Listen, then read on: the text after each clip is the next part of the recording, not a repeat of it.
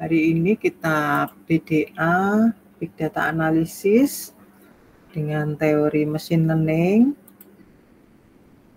Saya share dulu materinya. Ya, dan materi teori ini untuk memberi cara teman-teman untuk bagaimana memberi narasi, ya, memberi narasi terhadap hasil running program, ya, dengan adanya coding yang mudah, maka biasanya yang sering jadi masalah adalah bagaimana membicarakan hasil coding gitu ya. Itu menurut pendapat teman-teman baik yang di FTI itu biasanya ceritanya yang kesulitan mahasiswa. Ya, jadi ini tadi diberi contoh oleh Mas Yones bagaimana terkait dengan data time series yang bahkan masih ongoing. Dia pasang alat, kemudian kadang-kadang internet mati atau listrik mati, sehingga ada masalah dalam pembacaan data untuk dilakukan prediksi ataupun hanya membaca saja. Nah, minggu lalu kita belajar soal machine learning ya, tapi minggu ini machine learning khusus SVM. Nah, apa itu? Ya, kita ingat minggu lalu machine learning itu langkah-langkah dasarnya machine learning atau dalam bahasa Indonesia pembelajaran mesin begitu ya kalau di buku itu terdiri dari ya jelas mengumpulkan data ya. Tidak hanya machine learning mengumpulkan data, ya kan? Semua mengumpulkan data. Kemudian mempersiapkan data. Ya, di cleaning data. Cleaning data tuh kita kemarin apa? Atau hari ini kita lihat oh ada yang outlier. Outlier itu karena pas listrik mati atau memang situasi tiba-tiba seperti itu sehingga jangan di-remove misalnya ya. Ada outlier. Ya, sederhananya secara filosofi misalnya kalau data itu dipersonifikasikan, maka orang-orang dengan jabatan penting itu outlier data dalam jabatannya, misalnya begitu ya. Jadi misal ada pendapat Presiden Jokowi tentang sesuatu yang tidak sama dengan rakyat kebanyakan. Tapi karena yang bicara Jokowi, maka pendapat dia tidak dianggap sebagai data yang salah, begitu ya. Sehingga data itu perlu di-remove atau yang disampaikan perlu di-remove, tidak seperti itu. Itu yang disebut outlier yang signifikan, ya, yang bermakna, sehingga diganti rata-rata juga tidak bisa, diganti minimum maksimum juga mungkin nggak bisa, gitu ya. Dia harus dilibatkan data yang disampaikan, begitu, sekalipun berbeda dari kebanyakan. Yaitu misal seperti itu ya, yang lebih realistis itu sering kita jumpai ya. Jadi cleaning data ini banyak hal yang di luar keilmuan kadang-kadang. Ada masalah situasi politik, ada situasi emosional, ada situasi politik misalnya terkait saham begitu ya. Seperti itu biasanya kalau politiknya tidak aman maka saham bisa melonjak atau ke atas atau menurun tajam dan seterusnya. C, kemudian kita lakukan memilih melatih sebuah model. Nah, ini saya sebut jantung machine learning. Biasanya data dipisahkan menjadi training data, test data, validation data, bahkan itu bisa dilakukan berulang yang disebut cross validation gitu ya.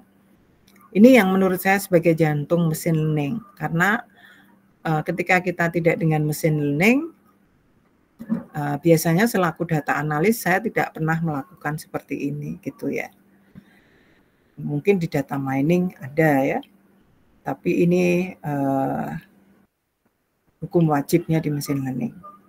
Kemudian kita konstruksi model berdasarkan hasil data training, test data, dan validation, maka kemudian bisa model digunakan untuk kasus yang real terkait dengan hal itu, tetapi sebelumnya dievaluasi. Evaluasi itu menyangkut tadi disebut misalnya confusion matrix, terus nanti ada F1 score, ada loss function, ada banyak lagi ya, presisi, akurasi, ya, seperti itu. Ya, kemudian meningkatkan kinerja, ya, meningkatkan kinerja. Bagaimana model di update? Oh ya, ada root mean square, mean arithmetic error misalnya, ya, seperti. Jadi kata-kata kunci di dalam machine learning untuk melakukan evaluasi model kita bisa gunakan secara bersamaan, ya. Dan di kuliah yang lain di S2 ada detail, ya, detail kapan kita menggunakan loss function yang jenis apa, misalnya sigmoid biasanya, ya, fungsi aktivasi, maaf ya, kemudian juga jenis-jenis tan function dan ReLU dan ada Markov, dan seterusnya. Ada fungsi aktivasi di dalam deep learning misalnya seperti itu, ya. Ini kalau modelnya meningkat menjadi deep learning. Jadi meningkatkan kinerja bisa merubah model ataupun bagaimana parameter yang digunakan kita update. Misalnya adalah learning rate, ya, itu biasanya sering digunakan kita update begitu. Nah, kalau pada tayangan ini kita lihat, ya, di sini saya tayangkan bukunya, ya, sekalian promosi begitu, ditulis dalam bahasa Indonesia dan dalam kuliah. Silahkan untuk boleh akses di link tersebut. Sebelumnya saya share linknya, link PPT ini, ya, supaya teman-teman bisa akses, termasuk di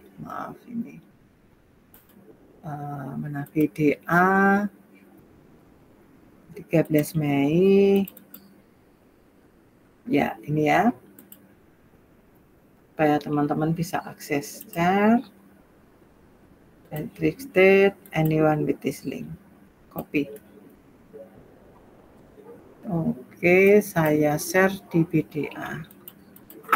Ini materi 13 Mei. Nah, kita kembali ke tayangan. Nah, kita ingat machine learning kemarin, ya, ada supervised learning, unsupervised, reinforcement learning, ada supervised regression, classification, unsupervised clustering, begitu ya. Sudah dibahas apa itu, yang satunya pasti menggunakan label, ini tidak ada label, tadi ada variabel target, tadi Mas Yohanes mengatakan saya tidak mendefinisikan mana X, mana Y, silahkan pada data tugas. Begitu ya, itu namanya eksplorasi data, ya, have fun with that. So, dan biasanya mahasiswa lebih kreatif daripada dosennya, ya. Nah, ini beberapa metode yang di dalam yang kita tinggal ketik saja dari scikit-learn, ada kata-kata kunci untuk menggunakan hal ini, sementara supaya bisa bermain yang diterangkan sangat detail, itu baru kemarin itu PCA, gitu ya. Dan yang di sini deep learning, artificial intelligence, neural network, deep learning di kuliah-kuliah khusus di S2. Ya, jadi bagi yang tertarik ingin mendalami silahkan, gitu ya. Dan teman-teman ini banyak yang di perusahaan yang kemudian akhirnya dia ambil data science karena sekalian untuk bantuin pekerjaannya.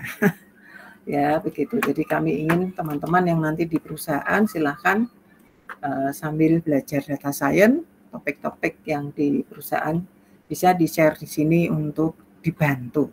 Sekalian win-win solution, ya, bisa untuk pekerjaannya, bisa untuk tesisnya, ya. So, kemudian kita belajar sekarang, ini tidak tertulis di sini, saya lupa alasannya kenapa gitu ya. Support for vector machine ini ada di sini. Juga teknik klasifikasi, gitu. Dan materinya dari buku ini saya ambil. Oke, saya ambil dan ada di sini, ya. Dari sini saya sudah potong dari buku, dan ini apa? Saya lupa, ini mungkin versi yang belum diterbit sehingga mungkin ada salah ketik dan seterusnya, atau ada bahasa Inggris dan seterusnya. Itu ya, kalau yang sudah terbit biasanya tidak boleh gitu ya, tidak boleh dibagikan dalam bentuk soft file. Oke, kita masuk ya. Support vector machine ya. Jadi mengapa metode ini muncul? Kalau dari namanya, bukunya ini ya, buku bahasa Inggrisnya ini. Pustakanya hanya satu. Saya senang ini, yang nulis kayaknya orang Rusia ya dari namanya. Ya ini ya. Ini yang ini ya. Nah, ini sangat bertahap memberikan cara, kemudian saya menambahkan hal yang sederhana begitu ya untuk menjadi background kita ya. Ini kalau di drive kan nggak enak ya, saya buka yang ada di sini, yang ada di link di tempat saya begitu supaya lebih cepat ya. Ekspresi matematikanya mengerikan, jangan takut ya. Dan ini hanya satu baris saja. Kalau kita lihat nanti di mana scikit-learn, sebelum kita lihat hal yang kesannya mengerikan, di scikit-learn ini ya. Nah ini kita ketik scikit-learn SVM ya, ini ya. Nah perintahnya ini ada SVM ini memuat SVC, kita pernah gunakan di diabetes, new SVC, linear SVC ya. Jadi ini pengembangannya dari sini linear SVC. Kemudian untuk binary classification seperti diabetes atau tidak diabetes ya. Dan multi-class classification on dataset. Misalnya data iris ya, misalnya seperti itu, multi-class, atau MNIST data. Ya, saya lupa Pak Surya pernah share atau tidak tentang data teks, pengenalan angka 0 sampai 9 ya. Ada tulisan tangan, kemudian mesin diminta membaca, itu 0, 1 sampai 9, artinya ada 10 kelas ya. 10 kelas. Itu MNIST, data MNIST ya. Nah, biasanya manggilnya cuma seperti ini ya. Oh, ini dengan SVM, SVC ya, ini contoh. Kita manggilnya skalen import SVM ya. Kalau tinggal manggil ini tinggal di copy aja ya toh, terus dipasangkan fit ya, jadinya apa gitu ya. Jadi caranya gimana? Ini ya oke lah, mainan dulu sebentar ya supaya melihat matematikanya tidak ngeri begitu ya. Notebook. Kalau caranya belajar ya, caranya belajar adalah tiru, meniru dulu. Meniru itu ya mengcopy dulu ya apa yang dikerjakan di situ dan amati. Tiru, amati. Jadi ini, tapi nggak enak kan kalau nggak tahu ini SVC untuk apa sih begitu ya. Sama tadi untuk klasifikasi ya, dari scikit-learn import SVM, terus si X-nya 00, data titik pasangan 0,0 dan 1,1. Tetapi untuk data yang pertama punya label 0, data yang kedua ini berlabel 1. Ya, gitu contohnya. Itu ini di running langsung jalan harusnya ya kalau kita tinggal ngopi. Tapi kan kita nggak tahu nih, so what gitu ya. Nah, itu sebabnya kita dan kurungnya ketinggalan. Ada kita perlu tahu teorinya ya. SVM ini ngapain? Kenapa muncul? Ya, ilmuwan ini kok membuat begini-begini kenapa? Kemudian setelah jadi modelnya predik si 22 berada di kelas yang mana gitu ya. Mana tadi? Ya. Jadi CLFIT XY gitu kan. So sekarang kita gunakan model CLF yang dibangun oleh SVM ini ya untuk menduga 2,2 itu kelas yang mana. gitu ya. Oh, masuk di kelas 1. Itu contoh. Ya. Jadi model kita gunakan itu untuk menduga yang belum ada labelnya untuk kasus ini, misalnya begitu ya. Nah, contoh juga ya. Kemudian ada pengembangan lebih lanjut, misalnya ketika ada yang multi class ya, di sini contohnya ya. Nah, ini enak ya. Wah, ini malah ada apa? Decision function shape namanya OVO. Nah, saya malah belum tahu ini ya, toh. Ada model-modelnya begitu. Ya, dan kemudian ada kernelnya begitu. Jadi kenapa ini terjadi dan seterusnya. Kita tahu bahwa data tidak selalu cantik ya. Cantik dalam arti untuk dilakukan klasifikasi. Jadi bisa seperti ini ya. Bisa seperti ini 2 jenis. Pemisahnya mengklasifikasi seperti apa? Ini repot sekali ya. Bisa seperti ini. Tidak mungkin klasifikasinya dalam bentuk garis tadi ya, dia harus mengikuti apa? Distribusi data. Jadi harus seperti ini dia. Oh, ini tak klasifikasi begini. Membuat area yang melingkupi data yang menyebar demikian. Demikian juga yang ini, modified weighted, maka menjadi seperti ini. Keren ya? Ya, kalau saya ceritakan di kelas mahasiswa biasanya ada misalnya mahasiswa duduk di kelas menyebar, ada laki-laki dan perempuan. Kemudian saya perlu mengklasifikasi laki-laki dan perempuan. Bagaimanakah ya toh, permukaan yang menutupi kepala mahasiswa supaya terpisah laki-laki dan perempuan sehingga menyebarnya ya atau apa tudung yang kita buat itu melakukan klasifikasi. Ya, tudung untuk menutupi kepala mahasiswa yang duduk laki-laki atau perempuan terklasifikasi dengan baik karena duduknya menyebar. Jadi seperti ini ya. Ini agak ya ini ada hitam di sini. Kalau klasifikasinya tidak tepat. Nah, ini lebih baik ya, lebih baik sekalipun ada yang nabrak. Nah, ini contoh sederhana yang kenapa sehingga teori itu muncul sedemikian heboh ya, heboh. Sehingga dibangunlah kernel-kernel namanya untuk memperbaiki metode. Ya, untuk membuat apa? Pembatas-pembatas tadi, ya, pembatas-pembatas ini. Dibuat ada kernel yang sebagai yang tidak linier misalnya ya. Kalau lengkung-lengkung tadi tidak linier karena tidak berbentuk garis, anggaplah begitu sederhananya ya. Kemudian ada bagaimana parameternya diperbaiki. Ya, ini seperti ini misalnya mathematical formulation ini sudah diterangkan dengan baik ya di sini. So, saya akan gunakan versi saya ya, ini mungkin agak susah untuk membacanya gitu.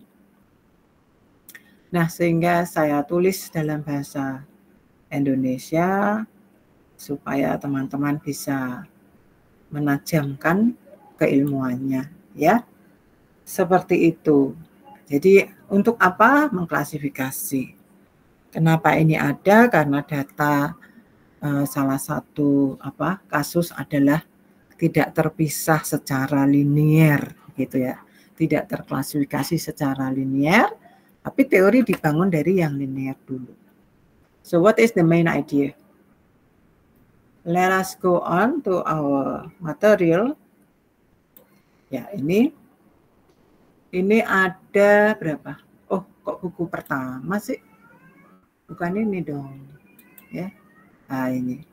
Ini ada berapa lah? 43 halaman ya. Dalam anggaplah 1 jam saya ngomong, tapi teman-teman dapat idenya ya. Oke. Jadi ini ada keterangan ya, support vektor mesin. Vektor tahu ya. Mesin tentunya berurusan dengan machine learning sehingga diberi nama SVM, support vektor mesin. Terus nama ini sepertinya Rusia ya, atau orang Eropa Timur sana namanya. Kowals, nggak bisa baca saya ya. Dari buku itu ya. Nah, pemisahan klasifikasi data ide dasarnya yang tadi digambarkan misal seperti ini. Ini ada data tinggi dan berat, perempuan dan laki-laki. Yang perempuan yang bulat, yang laki-laki yang tambah. Kalau kita ingin melakukan dugaan nantinya ya manfaat dari model ini, itu misalnya saya punya tinggi dan berat tapi labelnya nggak ada. Ya, jadi dia akan berada di laki-laki atau perempuan nanti dengan model itu, begitu. Itu pernyataan atau cerita di sini. Sekilas, tanpa matematika, ini yang perempuan berada di sekitar sini ya. Biasanya ini yang bulat-bulat ya. Biasanya di antara 150 sampai 170 anggaplah ya biasanya. Beratnya 50-an sampai atau bahkan kurang dari 50 boleh sampai di sini sekitar 70 gitu ya. Sehingga kalau misalnya saya beri data tingginya 180 dengan berat 65 misalnya. Ini kira-kira perempuan apa laki gitu. Ya, tanpa matematika kayaknya laki ya karena dia berada di 180 di sini. Ini 60-an ya, 60 sekian ya. Contohnya seperti sederhana begitu. Kalau modelnya betul ya dengan data seperti ini mungkin begitu ya. Terus kalau salah kenapa? Bisa jadi model dilatih untuk data yang kurang banyak begitu. Nah, untuk hal yang linier, pemisah yang linier tadi, maka pemisah ini disebut hyperplane. Hyperplane ya. Kenapa sih hyperplane? Karena kita ingin dalam bentuk umum ya. Jadi nanti fitur-fiturnya di sini tidak hanya 2 ya. Misalnya kalau orang fiturnya bisa tinggi, berat, umur, gaji, tempat tinggal, kemudian sekolah misalnya ya sudah ada 7, apalagi anak keberapa misalnya ya dan seterusnya ya. Itu kemudian digunakan untuk menjadi pendataan dalam menetapkan laki-laki atau perempuan. Misal seperti itu. Jadi fitur-fiturnya bisa lebih dari 2. Sehingga pernyataan hyperplane ini ya kita kembangkan untuk fitur yang lebih dari 2. Nah, kita lihat tanpa matematika atau kita bisa ilustrasi contoh pemisahnya seperti ini. Ini saya by hand ya, by hand. Tapi yang jelas menjadi tidak fair, tidak objektif ya. Yang mana nih? Baru 3 ya. Yang mana nih? Sehingga orang matematik membangun metode harus ada yang disebut pemisah optimal ya. Terus ini saya sebut mengapa diberi nama hyperplane. Ya, hyperplane itu generalisasi dari bidang. Kalau 1 dimensi, hyperplane itu adalah titik. 2 dimensi seperti yang ditayangkan, hyperplane adalah garis. Dalam 3 dimensi, hyperplane bidang. Dimensi lebih dari 3 disebut hyperplane.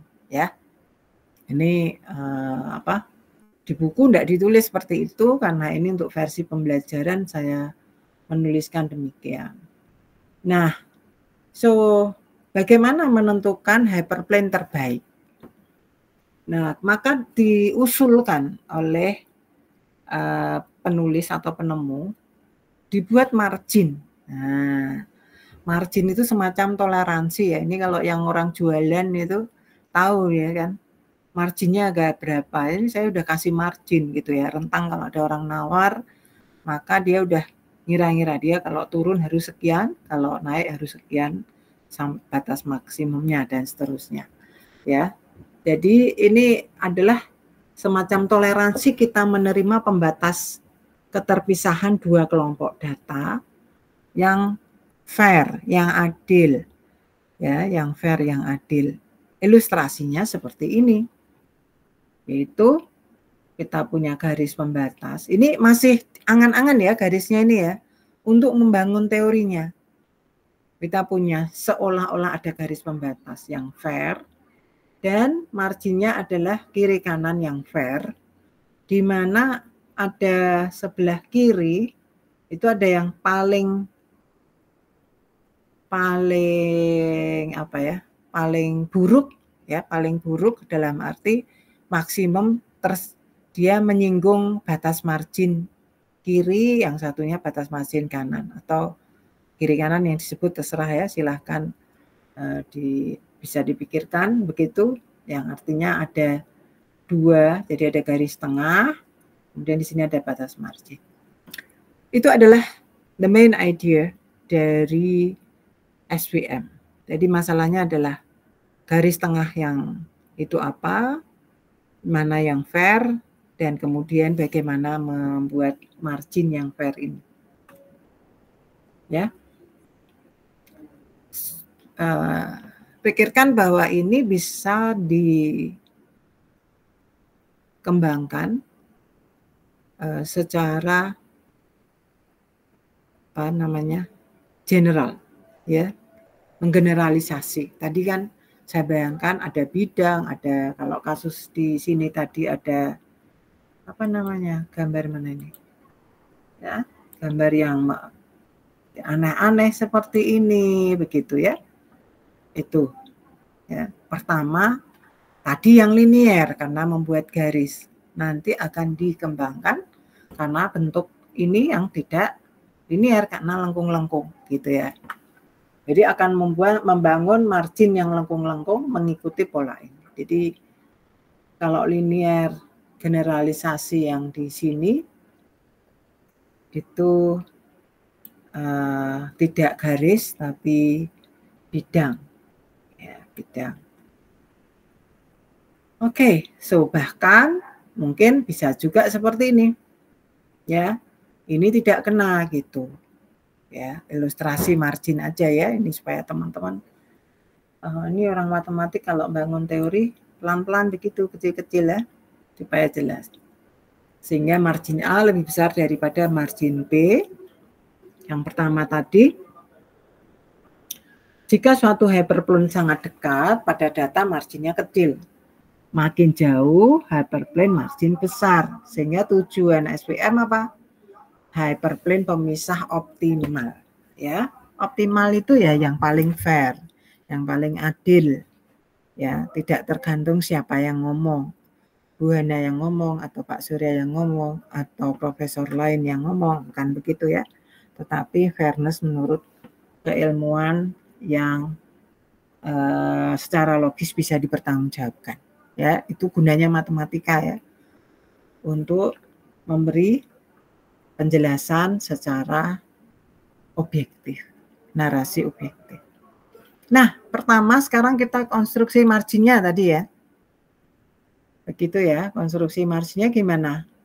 Jadi karena ini tergantung ya, tadi kalau kita lihat gambar ini, itu tergantung arahnya ya. Jadi ada yang agak ke atas ini, ada yang ke bawah, lebih miring lagi.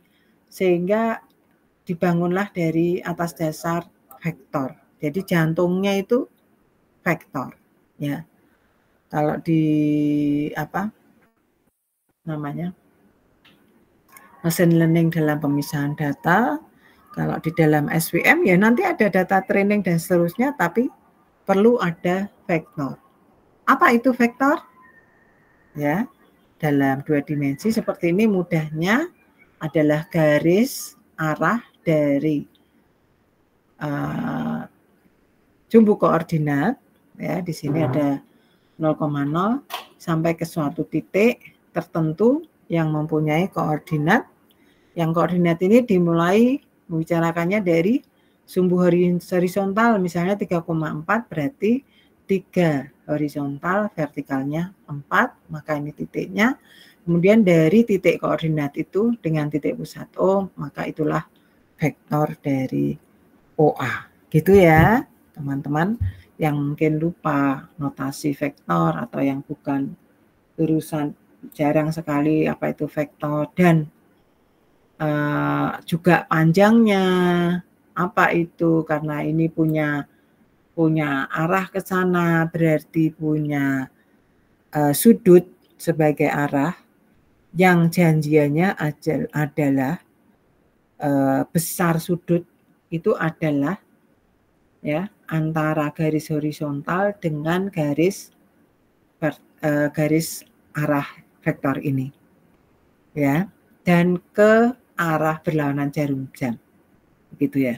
Kalau tegak lurus ini kita tahu dia sebesar 90 derajat ya, dari sumbu X positif ke sumbu X negatif, tarik melengkung berarti setengah lingkaran itu adalah 180 derajat begitu ya.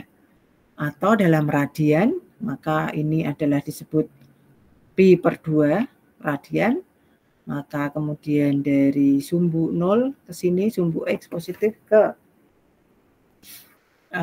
mana? Di sini sumbu X negatif itu adalah pi radian. Ya, jadi 180 derajat adalah 1 pi radian. Ya, sehingga teman-teman bisa menyatakan dalam bentuk radian maupun dalam bentuk derajat. Ya, notasi derajatnya adalah buletan di atas angkanya, gitu ya. Pengajaran yang seperti ini sekarang tidak mungkin tidak modern karena kita di versi AI. Tadi malam ada yang share papan interaktif ya, di mana ada busur yang dipindahkan ke sini untuk menyatakan sudut gitu ya. Mungkin saya bisa share sih supaya teman-teman juga bisa lihat ya bagaimana tentang sudut gitu. Sekalipun mungkin dari beberapa teman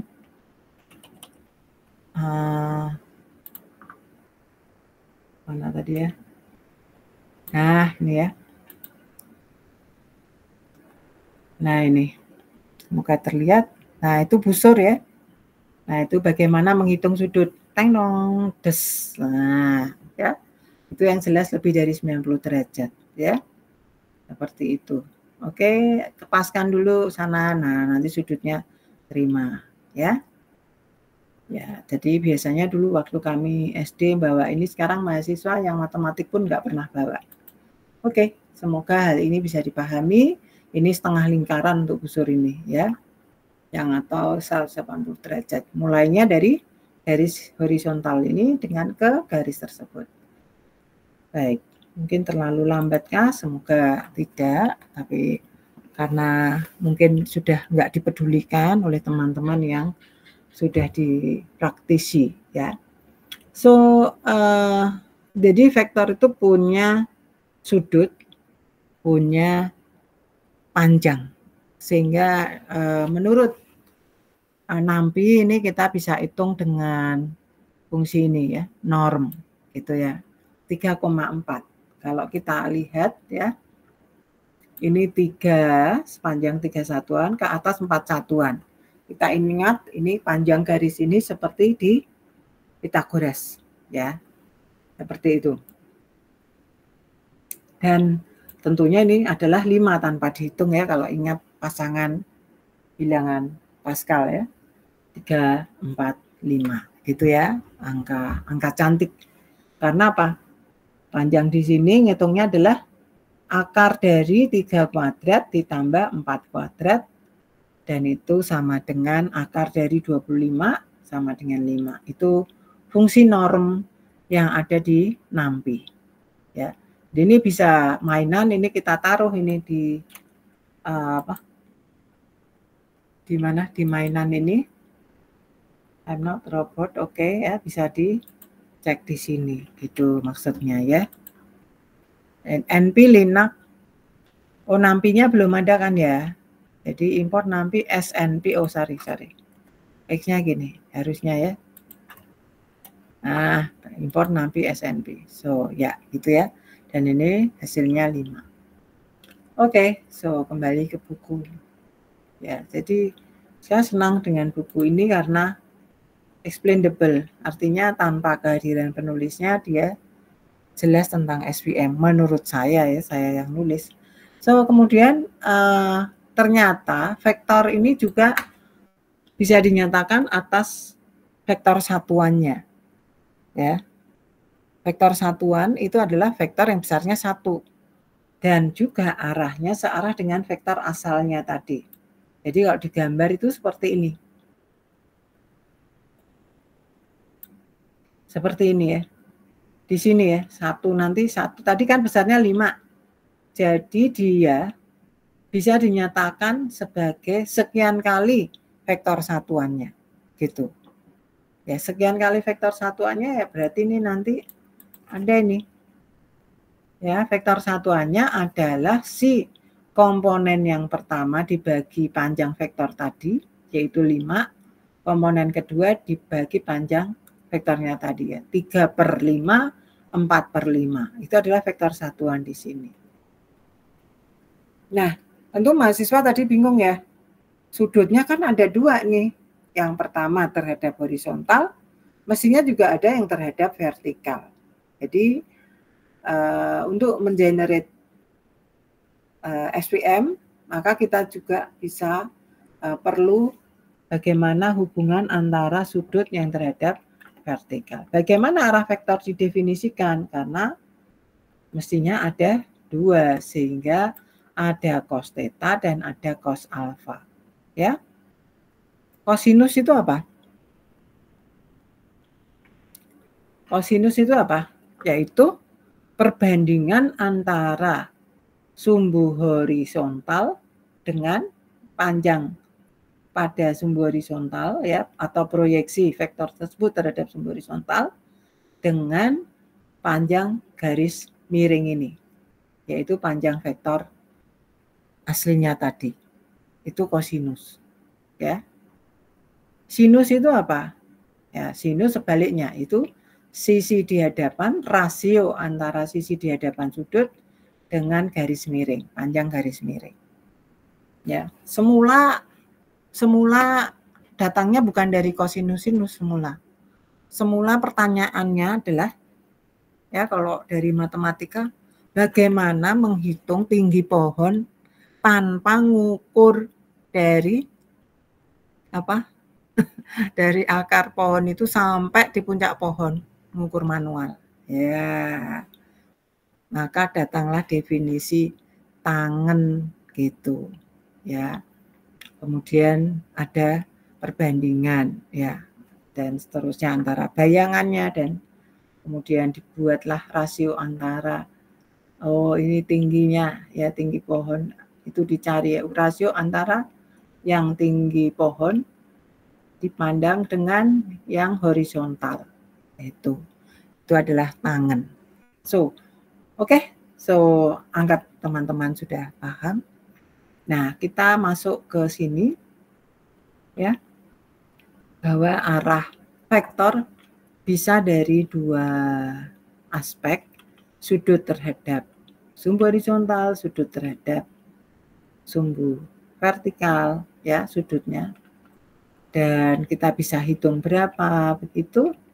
So, ini ada matematika yang mungkin agak menyakitkan bagi teman-teman yang tidak suka matematik. Boleh angkat tangan yang tidak suka matematik di sini? Ditandai supaya saya mungkin tidak perlu berlama-lama, tetapi teman-teman boleh. Terima kasih kejujurannya. Ya, terima kasih. Cukup banyak, silahkan. Baik, ya tidak suka matematik ya. Ya, ternyata ketemu ya. Mohon maaf. Terima kasih sudah ini ketemu. Ya, dosen di TI menyampaikan teman-teman cukup mengetahui yang menyenangkan.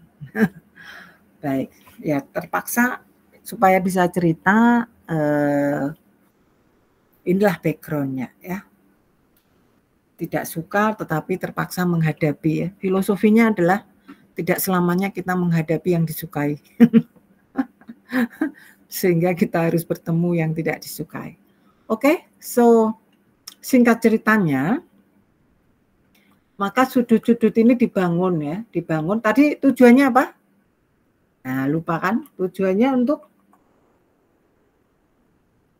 saya enggak perlu berpanjang lebar saja karena ini udah mau jam 8 dan yang penting teman-teman tahu tujuannya itu yang paling atas ya. Kalau saya nulis buku atau bercerita, goal kita pertemuan ini mengkonstruksi ide SVM dengan mencari pemisah yang fair untuk lakukan klasifikasi SVM. Pemisahnya adalah margin ini. Dan itu dikonstruksi dari ada garis pemisah di tengah yang kemudian kita punya space ya, space antara garis yang di tengah ini, jadi ada separuh kiri separuh kanan. Berapa besarnya gitu kan? Sehingga karena ini data kan bisa nyebar enggak karu-karuan sehingga dicek dengan vektor. Oke? Nah, sehingga dibuat vektor yang pertama ini baru satu data ya. So kemudian dibuatlah konstruksi, oh sudut yang dibentuk antar dua data ini ada, bahkan ini kalau dua titik ya, ada sudut lagi ya, tadi terhadap sumbu vertikal, terhadap sumbu horizontal, tetapi ada dua titik sehingga sudut yang dibentuk bisa ada yang lain, yaitu antar dua data ini, yaitu di sini theta, sini beta gitu kan ya. So what? Bagaimana menghubungkan gitu ya? Maka ini di sini disampaikan konstruksinya. Ya, saya senang menuliskan di sini karena ya syarat dengan matematika saya bisa ngomong gitu ya, bisa cerita. So dan supaya fair dan masuk akal begitu ya, maka dua vektor ini dihubungkan ya, dihubungkan. Cara menghubungkan itu tadi ya, dikonstruksi dengan melakukan proyeksi. Proyeksinya apa?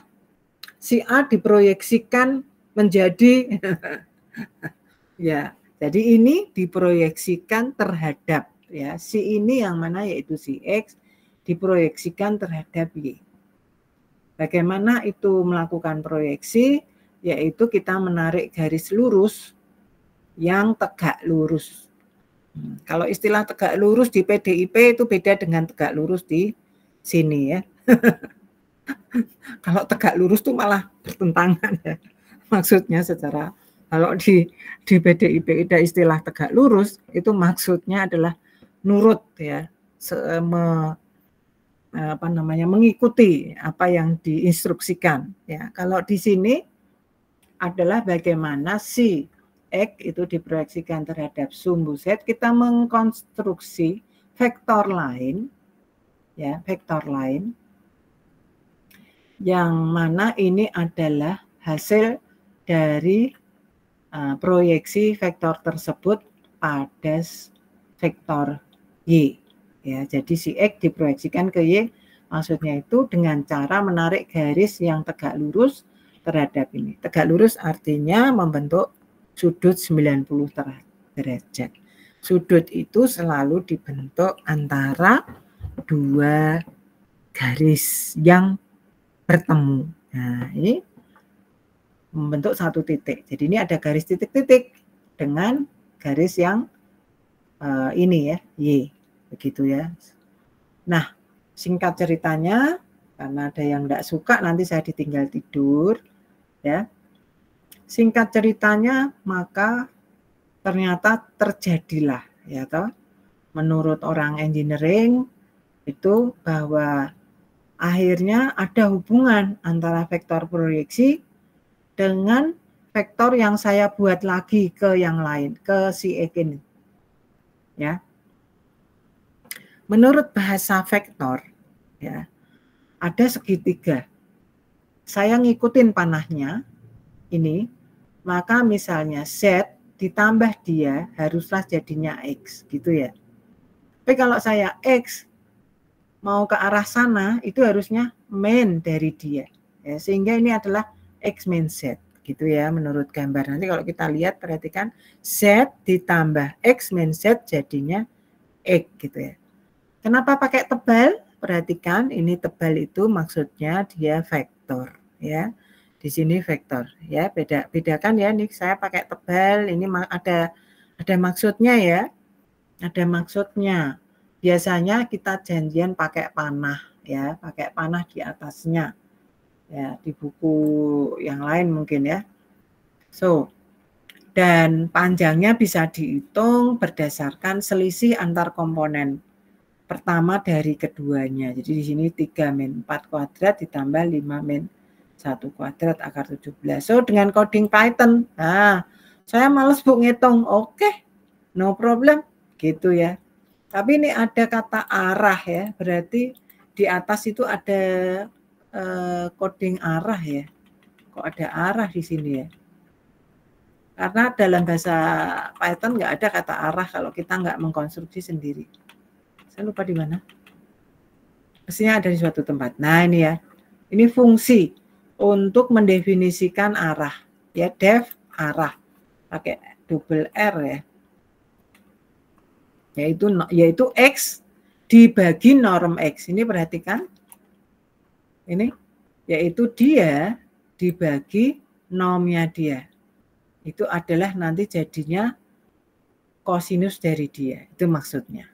Ya, jadi ini bisa kita copy kalau teman-teman mau belajar menelusur begitu ya, yang benci-benci matematik. Kok ya ketemu lagi toh, gitu ya. Maaf. Itu apa tadi? Expected indent. Oh ya, jadi kalau bikin fungsi diapakan? Perlu indent. Nah, indent itu menjorok ke dalam ya. Kalau buat fungsi begitu. So, bagaimana menggunakannya? Jadi kita menggunakan namanya arah, gitu kan? So, ya. Jadi ini saya buat justru format headers ya. Supaya explainable. Ya kan? Ngetiknya susah kan? So, kemudian saya enggak mau ngitung Bu, gitu ya, misalnya ngitungnya di sini. Nah, misalnya ya, plan arah kalau 3,4 dengan 30/4, ya ini jadinya seperti ini. NP norm dengan 0,6. Yang sebetulnya ya bisa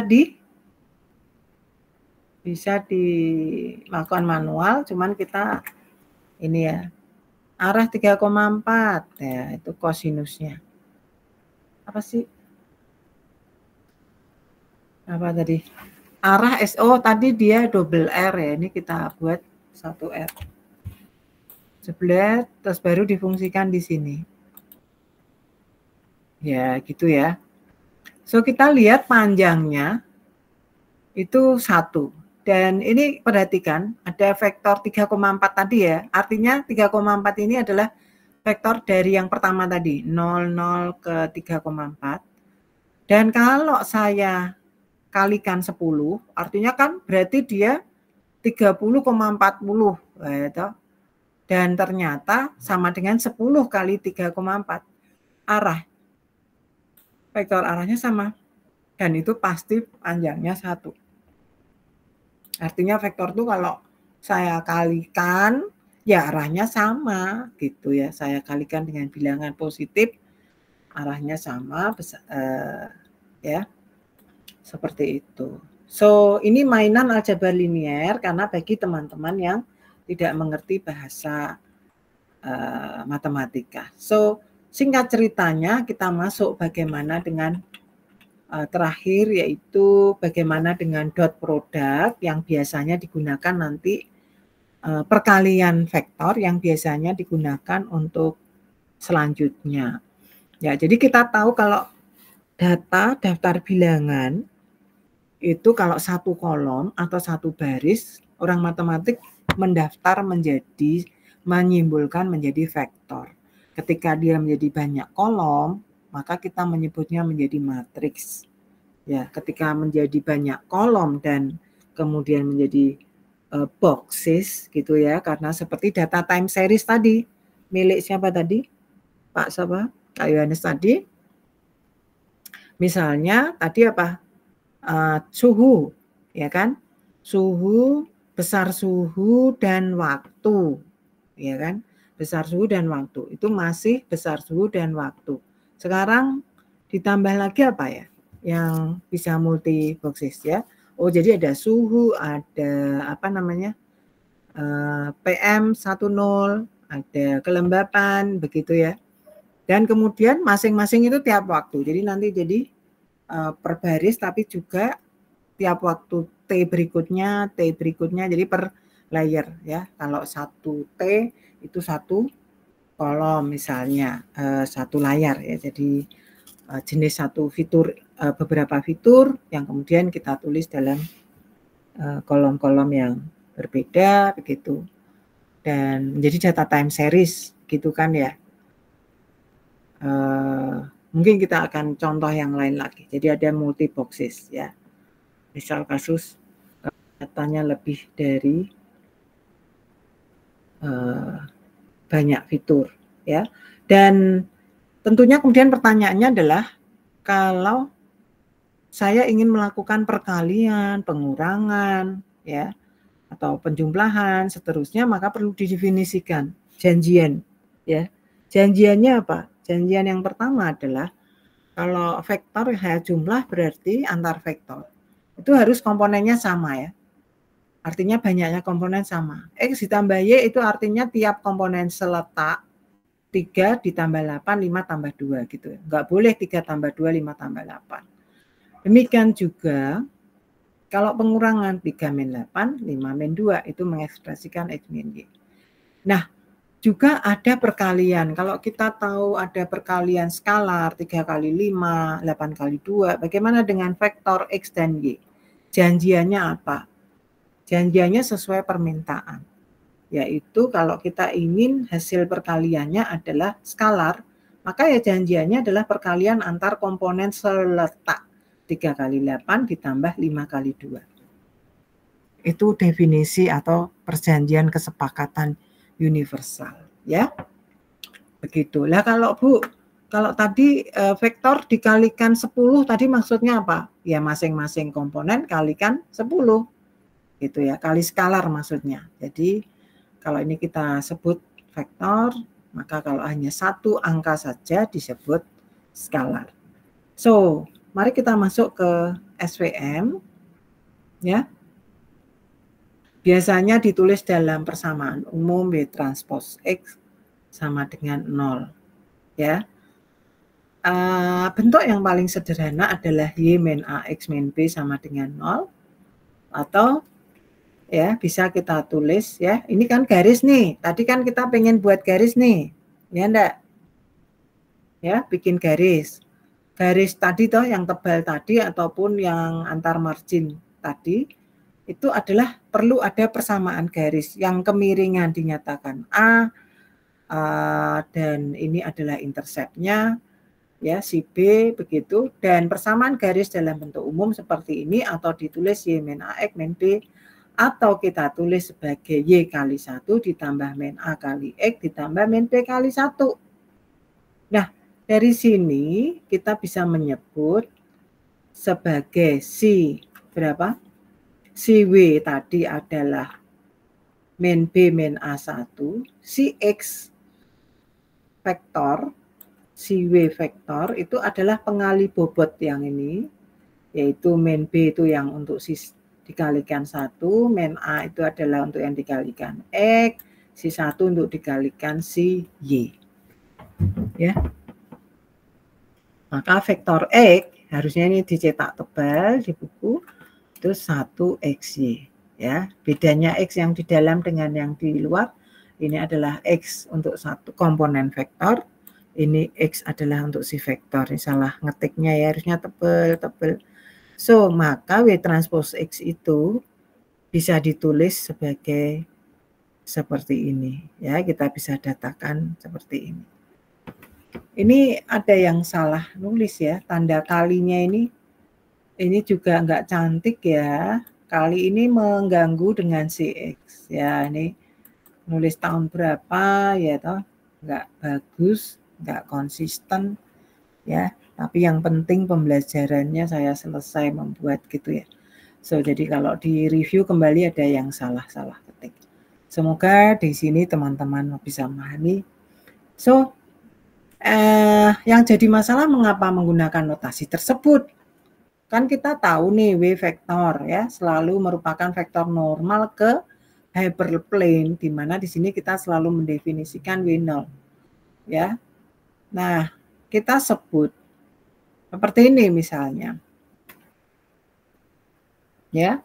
X2 sama dengan 2X1. Sekarang notasinya seperti itu ya. Dengan W transpose X sama dengan 0. Ya toh? Ya, dan si W ini adalah vektor yang tegak lurus ke sini.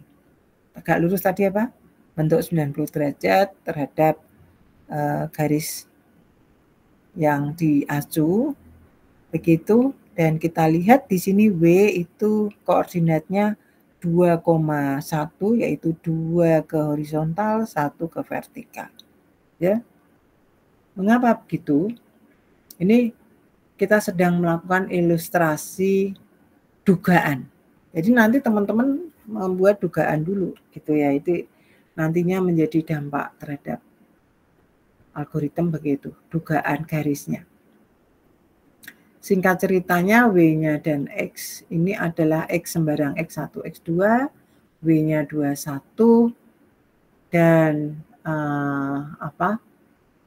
di mana W bukan data, kita menghitung jarak titik A, 3 dan hyperplane. Ini 3,4 maaf dan hyperplane. Dan jarak dari A dan proyeksinya pada hyperplane. Jadi ini kita tarik, anggaplah kita tarik ada garis seperti ini. Ya.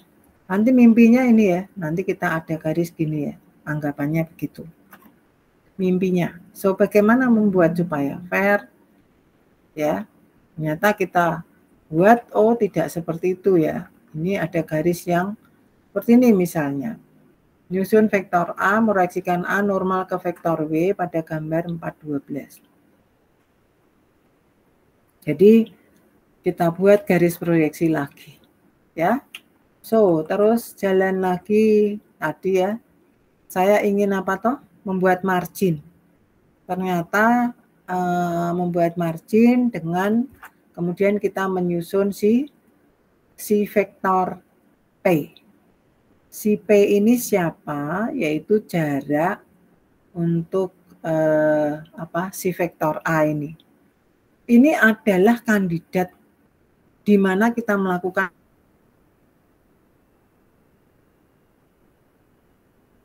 pemilahan. Yaitu karena si A ini yang cukup dekat dengan yang lainnya gitu ya. Mungkin saya menangkapnya begitu ya. Jadi buku nggak bicara seperti itu. Kenapa sih dia ngambil si A? Kenapa nggak ambil B untuk memulai? Tapi ini yang dianggap cukup dekat, reasonable dengan yang lain ya gitu. Karena pemisahnya bisa dikonstruksi ya masuk akal gitulah ya. Jadi kita tahu W 2,1 vektor normal ke hyperplane dan A 3,4 vektor dari O ke T, terus si W-nya itu adalah 4 plus 1 besarnya, vektor satuannya apa ya. So, dan kemudian jelas ada formulasi Z tadi ya, kita perlu menyusun tadi si Z tadi ya, ada X min Z tadi begitu, ternyata besarnya Z adalah U dot X kalikan U, perhatikan U dot X itu skalar, kalikan U ini U vektor satuan ya, sehingga kita dapat menyusun macam-macam P di sini ya. Ini sudah mulai mulai mungkin mahasiswa kelenger ya, dan jadilah si P, ini pemisahnya ya. Kita ingin membuat apa? Margin, cita-citanya seperti itu ya.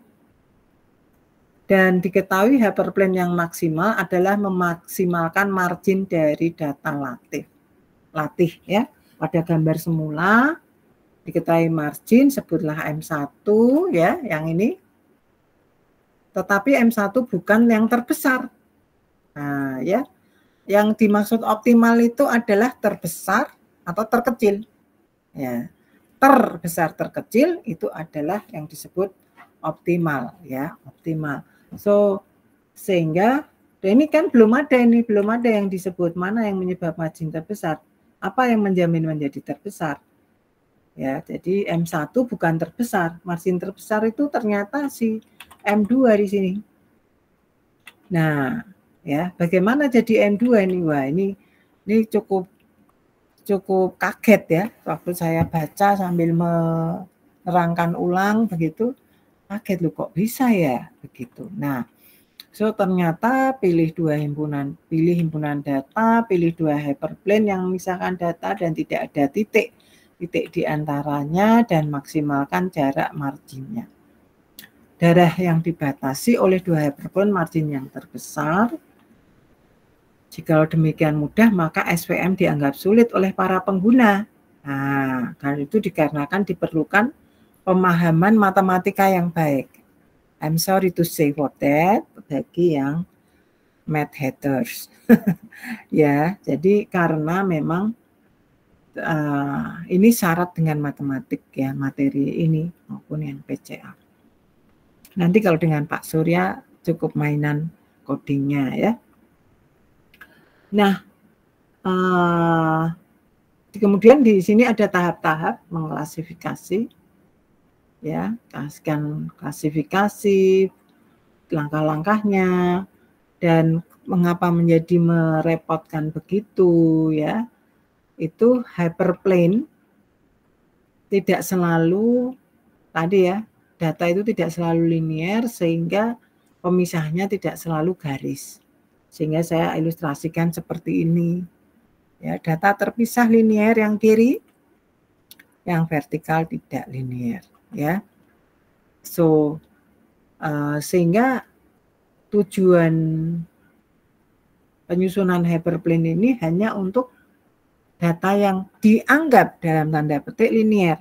Karena tidak selalu bisa digambar ya, kalau fiturnya udah banyak gitu, sebarannya hanya anggapan bahwa dia linear.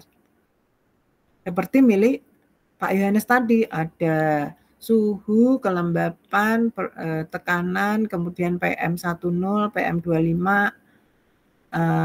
ada lagi kah yang lain ya, itu paling tidak sudah 5 ya. Kita tidak bisa menggambarkan sebaran yang memuat seluruh fitur itu pada sebuah ilustrasi gambar, tetapi bisa dianggap dengan linear, maka kita pakai versi yang linear.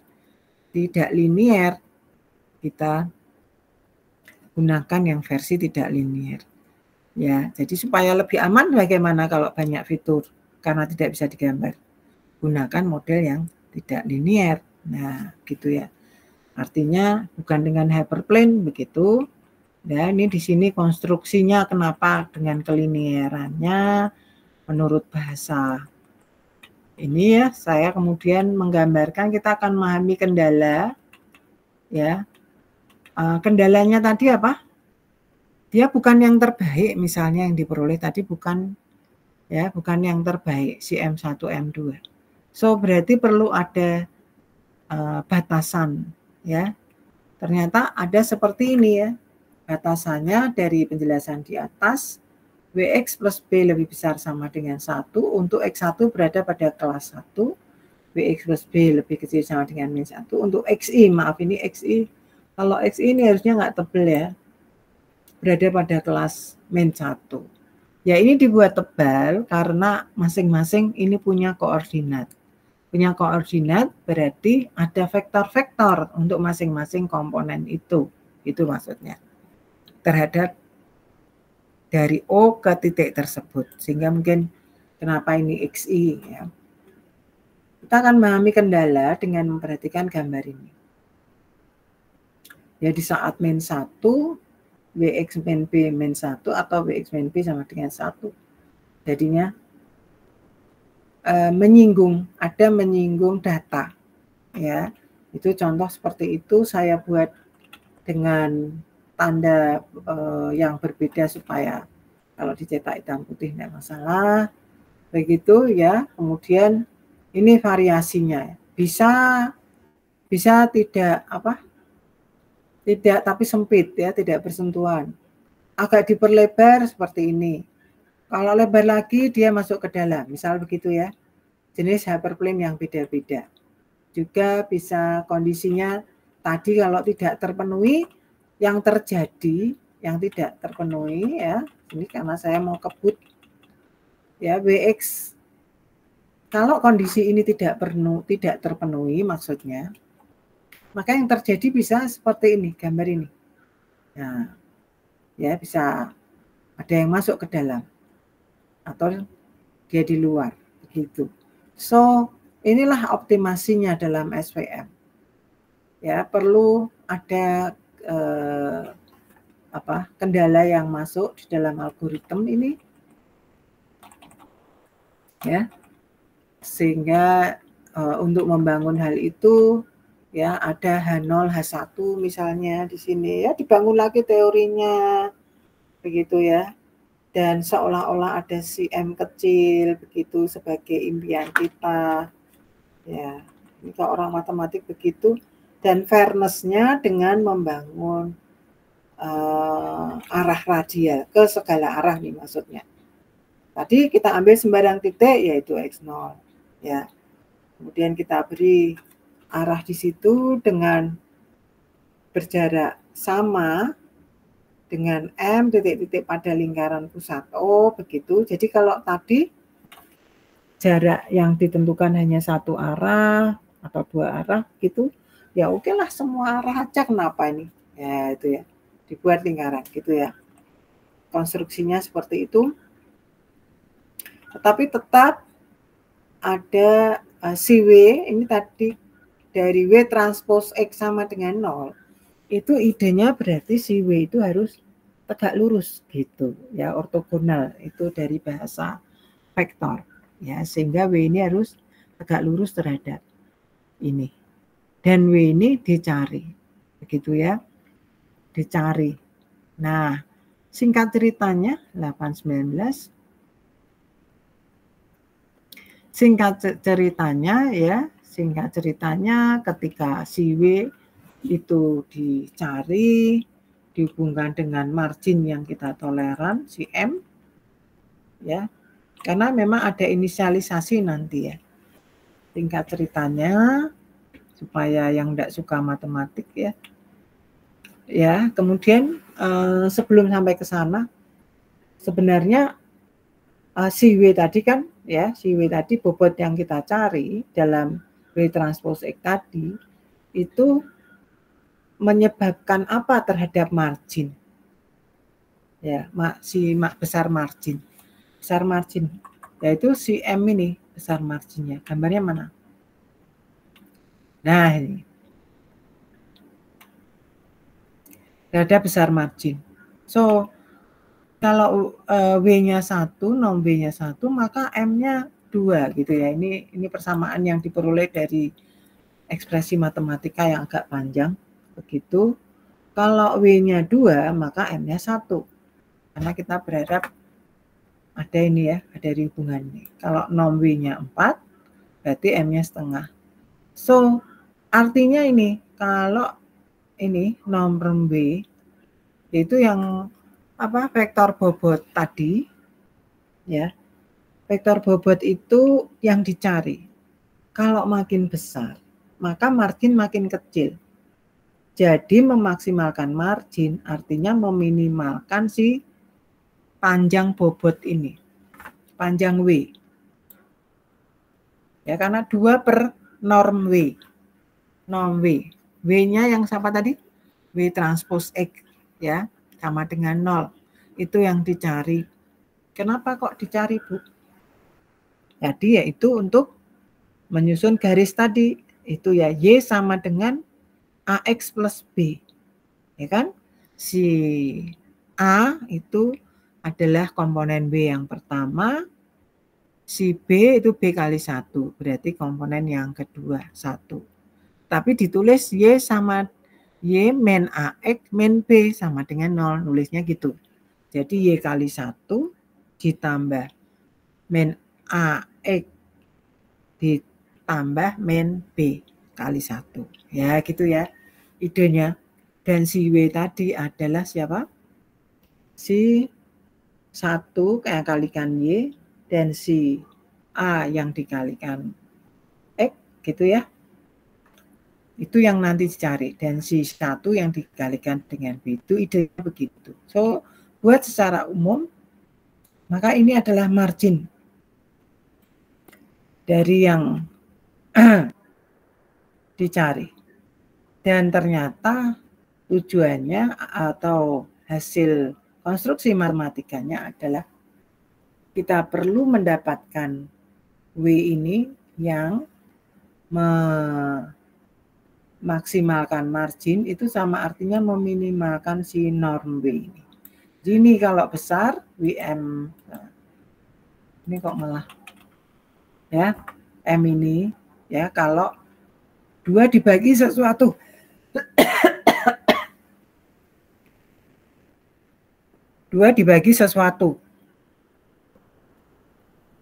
sesuatunya itu 2 roti kalau dimakan orang banyak makin kecil ya kan, dibagi ya 2 roti dimakan 1 orang norm W tadi maka jadi besar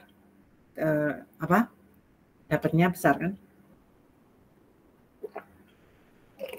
itu maksudnya. Jadi kenapa itu artinya di sini memaksimalkan margin sama artinya meminimalkan W. So konstruksi optimasinya menjadi ini ya. Jadi dengan menyelesaikan masalah optimasi, kita menemukan pasangan W dan B, di mana W adalah kemungkinan terkecil yang memenuhi kendala, yang berarti kita sudah memperoleh hyperplane yang optimal. Dilanjutkan di pustaka ini. Ya, ini satu buku, tapi saya buat hanya 43 halaman, dan saya sampaikan dalam 1 jam lebih sedikit ya. Jadi kemudian ini jadi masalah optimasi yang dimana sederhananya optimasi itu kita punya fungsi tujuan, punya kendala. Bagaimana mendapatkan IP maksimum dengan kendala minimum waktu perkuliahan atau maksimum waktu perkuliahan adalah 4 tahun, misal begitu ya, atau 3,5 misal ya. Jadi fungsi tujuannya IP misalnya adalah 3,8, terus kendalanya adalah maksimum kuliah adalah lama waktu kuliah adalah 4 tahun, misal begitu. Itu bahasa yang sederhana dalam optimasi, di mana ini berarti adalah fungsi tujuan, yaitu tentang IP, kendalanya tentang waktu kuliah misalnya, dan mungkin ada tambah kendala lagi ya. Kendalanya apa? Uang kos tidak macet, tidak sambil kerja misal seperti itu ya. Jadi kendalanya bisa jadi tidak hanya satu. Nah, si orang matematik Lagrange itu cerita seperti ini. Oke, berarti saya harus buat sebuah fungsi yang lain yang kita sebut fungsi Lagrange, yaitu fungsi tujuan ditambah kendalanya itu dijumlah. Semua kendala kita jumlahkan dikali bobot. Itu ya. Kalau misalnya adalah kalau tadi IP dapat 3,5 gitu, atau 3,8. Kemudian kendala yang pertama waktu kuliah kurang dari, ya tidak sama dengan, kurang dari 4 tahun misalnya. Ya berarti kali W kali 4 tahun tadi, W1 kali 4 tahun tadi. Ditambah tadi kendala kedua apa? Misalnya uang kos. Uang kos tidak pernah terlambat. Jadi ada terlambat dan tidak terlambat kendala. Jadi W2 kali status. Nah, kali status uang kos. Terlambat tidak terlambat, ya. Ini menarik ya, karena di dalamnya ada kendala biner ya, terlambat tidak terlambat. Ya, bagaimana mengkonstruksi itu? 3 dikali bobot lagi terhadap apa? Kosnya adalah tidak rame, misalnya, ya toh. Berarti kali W ditambah kos tidak rame. Rame tidak rame berarti kan kendala. Nah, itu contoh seperti itu ya. Nah, itu untuk mendapatkan fungsi tujuan IP minimal misalnya. Minimal fungsi tujuan, meminimalkan fungsi tujuan. Oh, kok minimal? Oh ya betul. No, ya. Lebih besar sama dengan 3,5 berarti fungsi tujuannya adalah memaksimalkan IP ya, harusnya kan sampai 4 kan ya. Sampai 4. Jadi max IP gitu ya.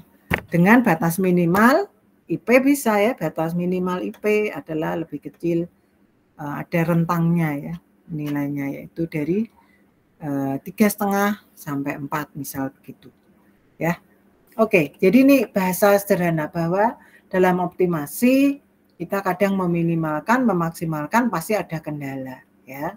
Jadi tidak usah capek dengan melihat seperti ini. Dan kemudian ternyata ya dalam proses kadang-kadang kendala itu perlu ada apa ya, regularisasi.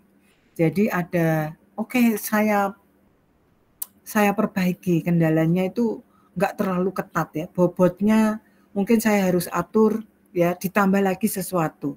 So di bawah halaman-halaman di bawah itu adalah regularisasi ya, jadi ada tambahan ya, ada tambahan ya. Ini adalah konstruksi tadi bagaimana mendapatkan maksimal minimal W begitu ya, seperti itu, dan kemudian ditingkatkan gitu.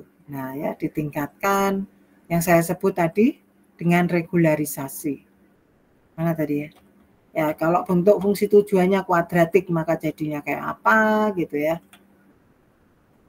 Data punya derau, ada yang kalau punya gangguan ya.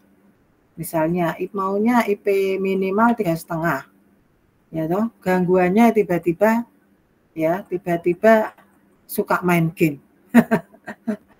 Nggak bisa dihindari, misalnya gitu toh. Itu ada gangguan. Or kemudian jatuh cinta. Yang kemudian tidak bisa belajar dengan baik, misal seperti itu. Ya.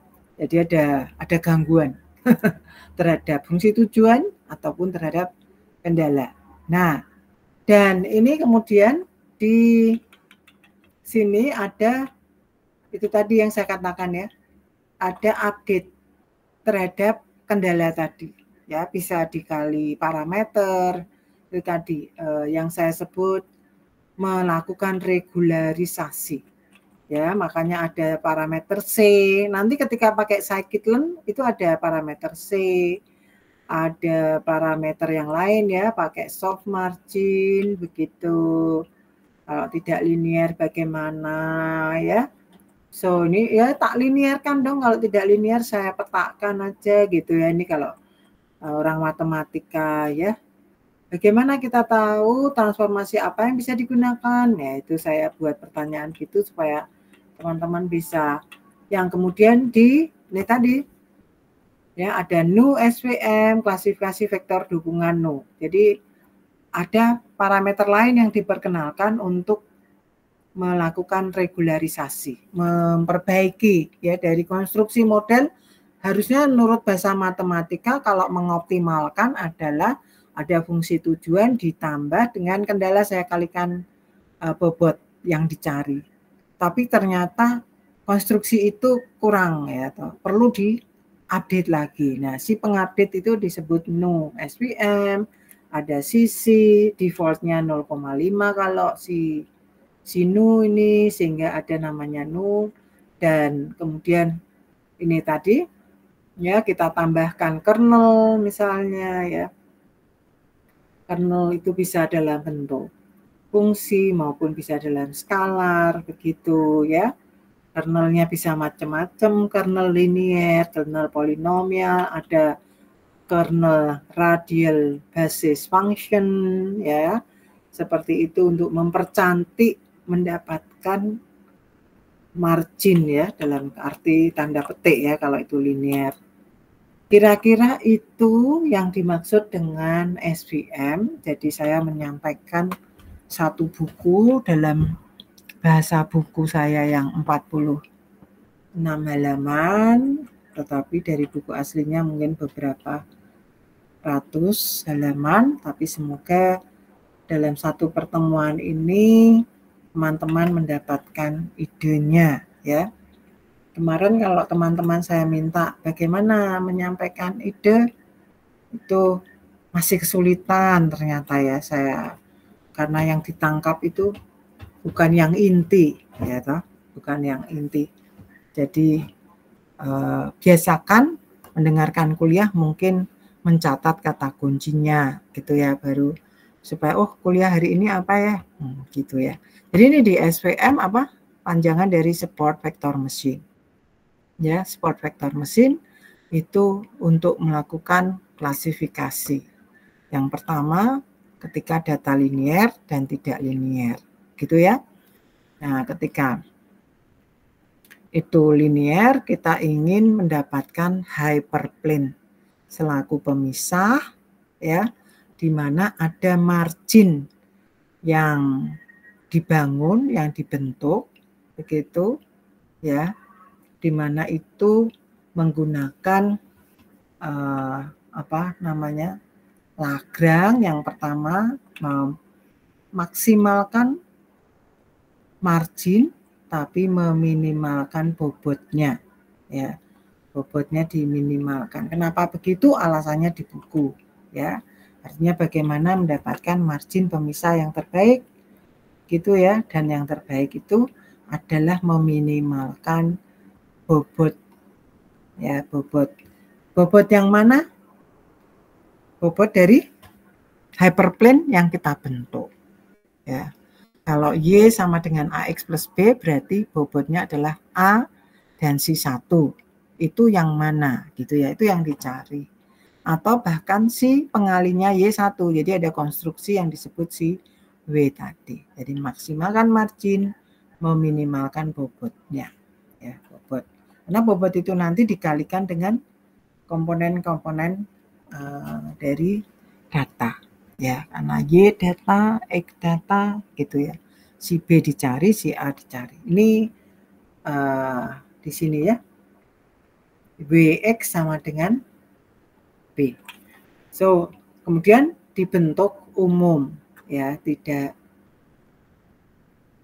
hanya Y sama dengan AX plus B, tetapi dalam bentuk yang umum begitu. Di sini dikonstruksikan di halaman berapa nih? Halaman ya, WX plus B ini ya, WX plus B ini adalah W1 kali X1, W2 kali X2, W3 kali X3 gitu ya, W4 kali X4 dan seterusnya plus B. Dan kalau untuk dua kelas maka penggolongannya seperti ini ya, WX plus B sama dengan min1 kelas yang pertama, WX plus B sama dengan 1 kelas yang kedua. W dan B yang mana supaya mendapatkan margin yang terbaik. Itulah yang dilakukan oleh SVM. Singkat ceritanya, terakhir saya membuat di mana diabetes sama ya kayak yang kemarin itu, dan ini tentu ada banyak fitur. Nah, ada banyak fitur, tetapi masih 2 kelas ya, dan ini hasilnya begitu, dan ya ternyata tinggal make gitu, dan data dibersihkan dulu dan seterusnya.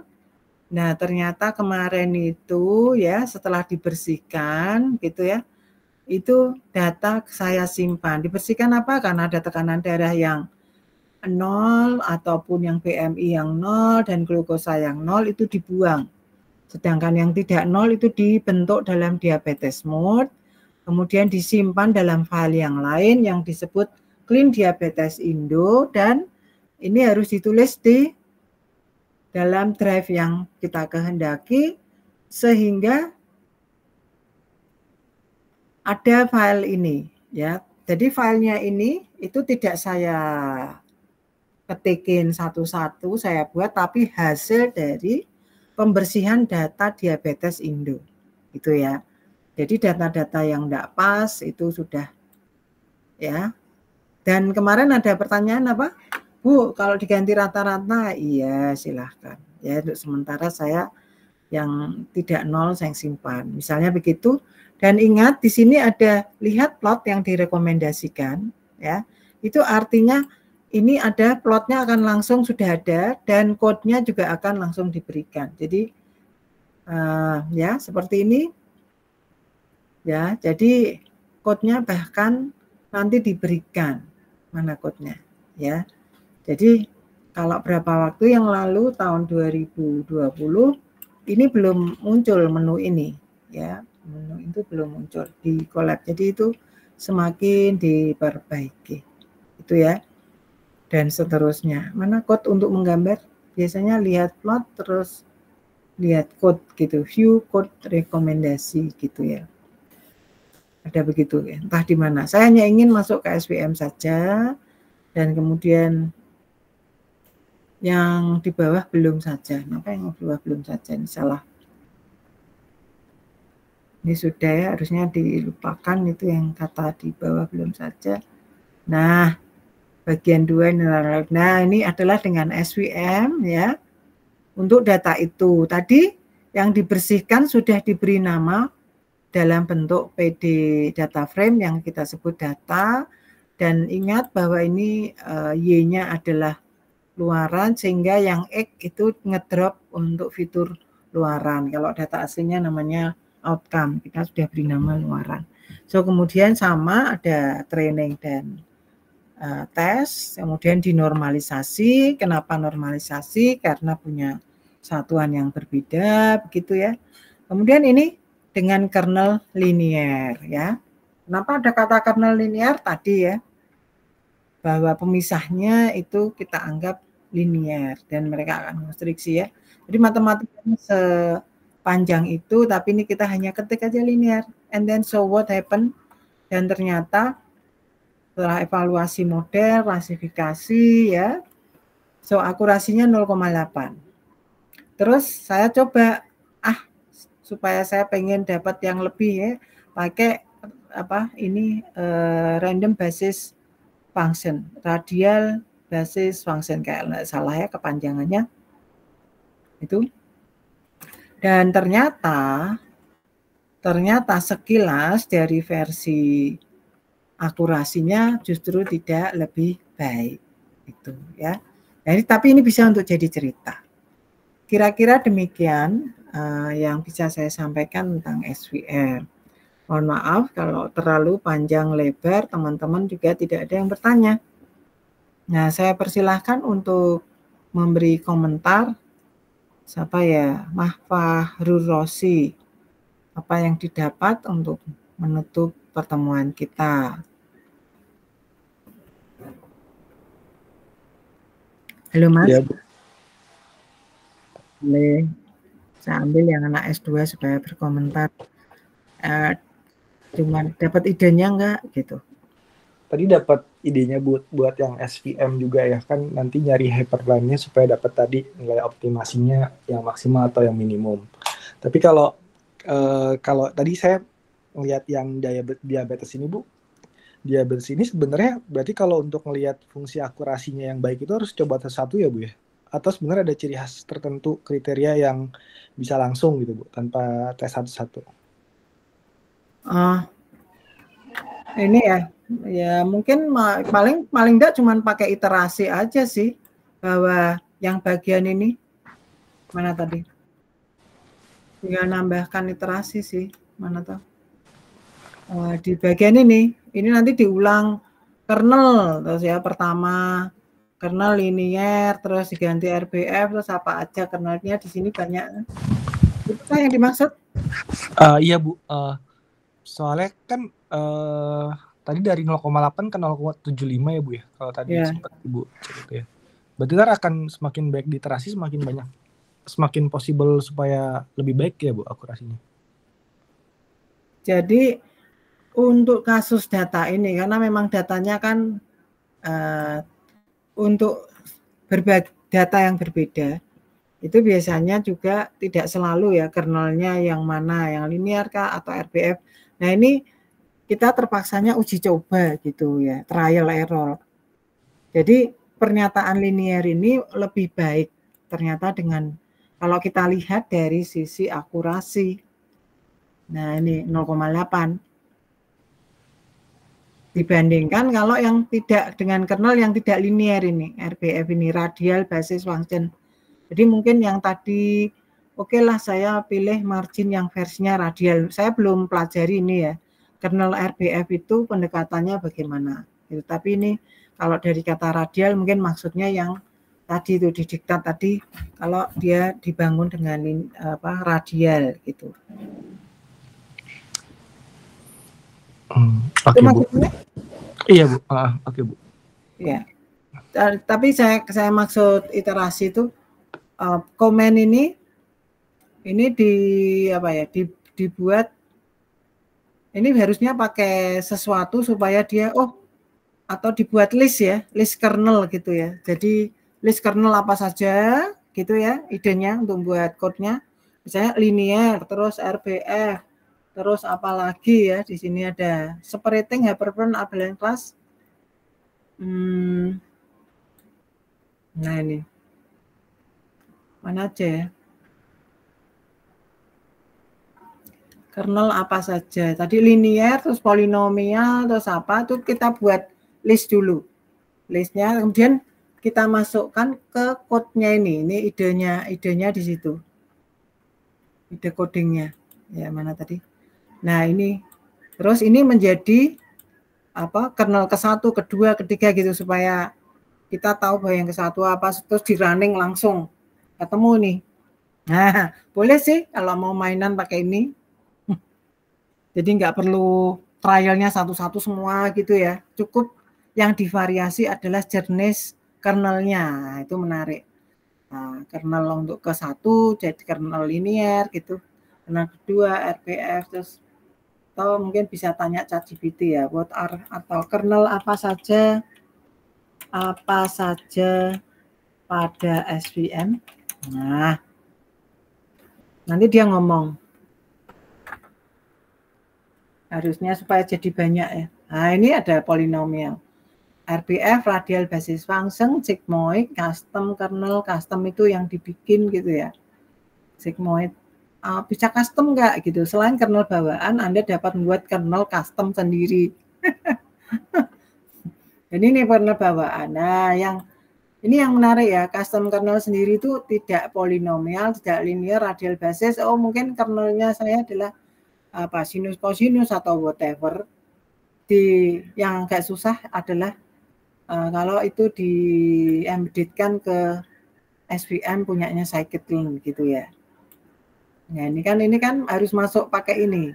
Menu yang di sini terus kernel apa ini. Ini sudah terdefinisi di SVM-nya scikit-learn gitu.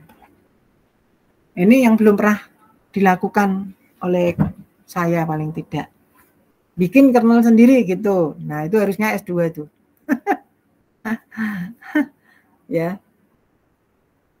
Bagaimana berarti mengkonstruksi SVM code manual ya. Misalnya di sini ada buat code Python manual secara SVM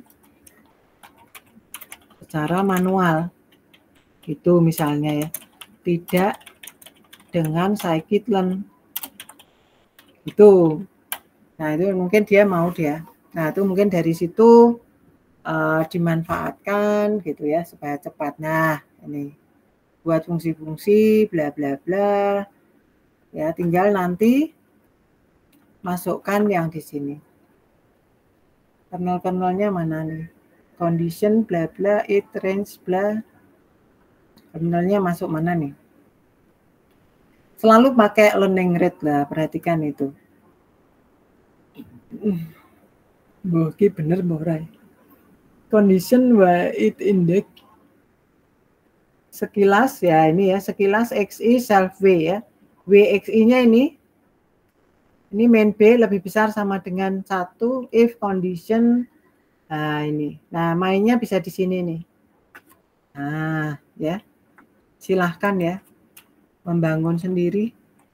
Enak toh, data latih ini SVM initially dan latih model. Ya, jadi kita buat SVM sendiri ya. Kata SVM di situ adalah ini. Nah, kelas SVM. Jadi yang versi sendiri. Bangun sendiri silahkan ya. Kemudian ini kok nggak ada kata kernelnya di mana? SVM predict test main kernelnya di mana? Ya, oh di update-nya di sini ya. Silahkan ya.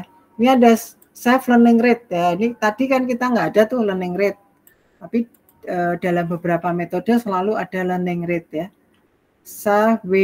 Nah, jadi yang dimainkan kira-kira terus save lambda parameter. Nah, silakan mengkonstruksi yang di bagian sini.